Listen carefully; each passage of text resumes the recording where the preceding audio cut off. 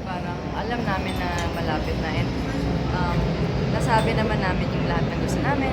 I love you, salamat sa lahat and all. And parang siguro kahit sobrang lungkot, first time ko kasi na immediate family kasi magulang, gano'n. So, siguro there are no words na may describe kasi first time talaga yung ganong loss para sa akin and para sa family.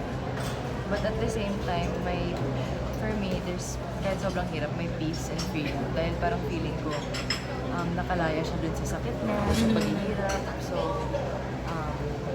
parang no more suffering, no more pain. And alam ko na, kahit yun nga, kahit masakit, kasi nabet. Kaya nakatagal nyo nang alam na may sakit yung father niyo before... Kasi naging lihim sa showbiz siya eh. Oo, hindi masyado eh. Months na rin. Hindi ko nagkikwento kung anong specific. Pero ilang months na rin. Ilang months na rin. Okay. How you will describe him as a dad, as a father? Sobrang bibo, sobrang protective, stage father. Hindi kami yung masyadong words in terms of like, I love you, I miss you. Pero nandyan siya palagi. And love language niya, acts of service. So kunyari, nasa labas siya, iisipin niya anong pagkain gusto ko. Or kunyari sasabihin ko, gusto ko yung chocolate bar.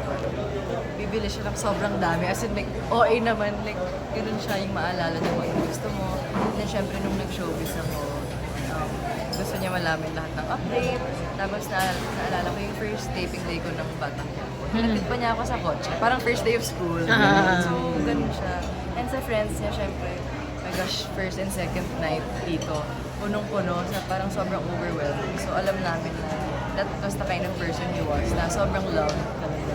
Your dad nabanggit ni Jaime Fabregas na ang huling time daw niya nakausap ang dad mo was actually nung hinabilin ka sa kanya. Yeah. So, how did Jaime Fabregas first approach you? Kasi nga hinabilin ka. Parang sinabi pa niya Taping na, ng- oy, hinabilin ka ng tatay mo sa akin. Actually, kasi I think when nung nagkita sila, we were working together na. So, nung first time ko na-meet si Tito Jaime, sabi ko lang, I'm the daughter of Ricky, ganyan. Sabi ni Papa sa akin for me to hug you. Tumawag Yeah, tumawag tas sa sabi kanya ko- daw. Sabi niya, oh my God, okay, I'll hug you. So parang, siguro nga dahil sa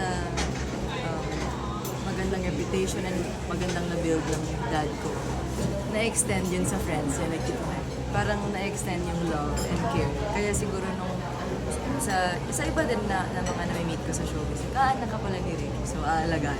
So parang na-extend yung care.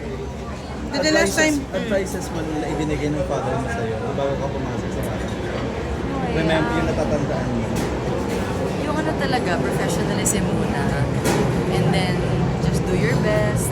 Dapat alam mo kung anong ginagawa mo. And kung hindi ka naman sure, like normal naman yung may mga performances ka na ayaw mo and may mga pagkakamali. Parang kailangan mo lang learn from it. Tapos nandyan lang siya to ask for help. And then, nandyan ang mga director mo. Ask for help. And you can ask for help. you know your dad is very proud of you.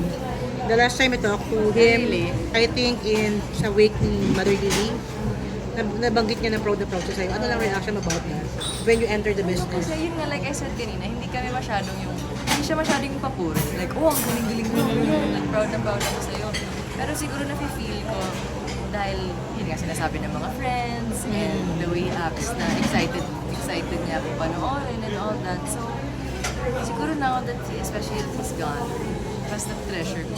Pero alam ko na yun, ever since, kahit hindi niya sabihin. Do you dream na makatrabaho yung father mo or nung pumasok ka sa show? Sana nagkaroon ng Katulad chance. yung iba na parang natatakot or nag-intimidate. Hindi, actually talagang intimidated ako. And kahit sa mom ko, alam niya na, alam kong nape-pressure ka pa rin. O ngayon, kasi since baguhan pa lang ako. Pero siguro nga ngayon, basta sa bawat gagawin ko, inspiration ko siya. And I'll try to give the same dedication na binigay niya sa work niya. And iisipin ko palagi na sana ma-proud siya. Ricky, ano kasi si si Ricky nagbigay siya ng parang statement na nakiusap siya sa mga nagpapakalat ng mga pictures sa hospital na habang ano lang ang niyo, reaction about it na kumalat pa rin Family. siya na na ang dami pa rin nagkalat ng pictures na yun. Yeah. Siguro, hindi rin yun kasi sa social media ngayon minsan pag yung picture nasa group chat and all that, ang dali-dali screenshot. Siguro, yun, nalungkot lang kami kasi very private Yes. time na yun sa hospital. And hindi naman lahat dumadalaw unless super close. Parang, yun nga, close friends, best friends, or family lang talaga. Sana hindi na mas kumalat pa yung ibang picture or sana ma-take down. And sa mga ibang situation na to, sana hindi na maulit sa ibang artista. Kasi syempre, mahirap na nga yung grieving process. And mas mahirap pa kung may mga ganong instances. Ara, ano yung greatest lesson na natutunan mo from your dad? Just be a good person. Treat everyone with respect. Parang, di ba, sobrang galing niyang artista and director and all of that. Pero nakikita ko ngayon, pag may mga lumalapit na friends, ang naaalala nila is your dad was always there. He was such a good person. So, syempre, despite the talent, that alam na natin na nandun sa kanya, it's really yung heart niya. Yun ang part ng gusto. Tuloy-tuloy na ba yung pag-showbiz mo? After Batang Quiapo, may mga follow-up projects ka na bang abangan? Kasi napansin din yung galing mo sa Batang Quiapo, Hi, di thank ba? you. Well, after that, when we premiered yung Fatherland, Yeah. I got to work with Director Walamangan.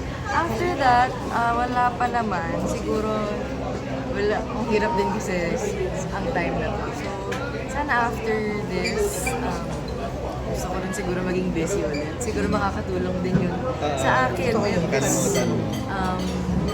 in this time na to do something I love. Time with the right project. I'm excited. After working with Coco, di ba? As a director, as an actor, sino pa yung mga gusto mo makatrabaho? Kapamilya?